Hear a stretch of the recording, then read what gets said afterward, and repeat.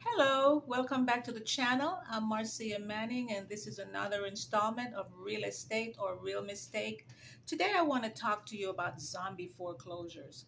A zombie foreclosures occurs when a homeowner gets a notice of foreclosure from the bank, and out of fear or just lack of information or just natural resources will go ahead and vacate the property before the foreclosure process is finalized.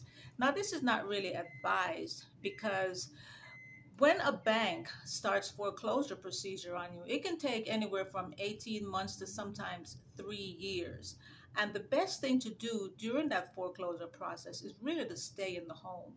Even if you cannot afford to pay the mortgage or pay a part of the mortgage, do not give up the home. Stay in the home. Because what usually happens is you'll stay in that home, you're there, you're protecting the home, you're keeping the property up, and what'll happen is as the foreclosure process goes forth, the bank at the very end could even pay you to vacate the property. But the most important thing for staying in the home is when you leave the home, that home is then vacant, and quite often the banks will just decide that it doesn't want to go through with the foreclosure procedure. It's not profitable, it's not worth their while, or for some reason it slips through the cracks.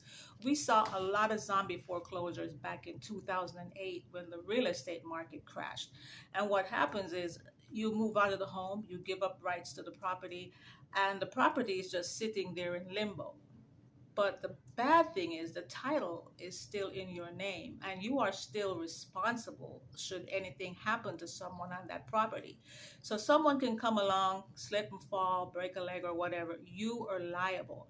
Also, because the property is now on camp, the bank's not really following through because it's just pretty much walked away from the property itself. You get charged from the city for things like litter, rats, garbage, and you can rack up, believe it or not, tens of thousands of dollars in city fines just from having a property that's not maintained.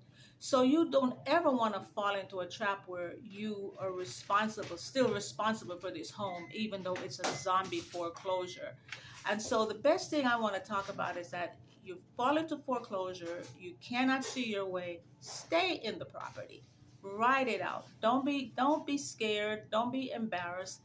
Don't let other people give you bad advice, because a lot of people will tell you, oh, walk away, walk away. No, do not walk away. Stay in that property, save your money, because at the end you can go ahead and you can start over.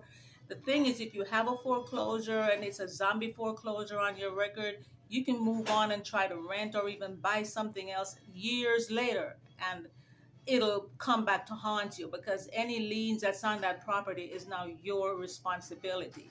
So stay in the property, work with your bank, ride out the storm, and regardless of whatever you do, just do not walk away, because walking away could leave you responsible for tens of thousands of dollars. So that's just my take on the zombie foreclosures.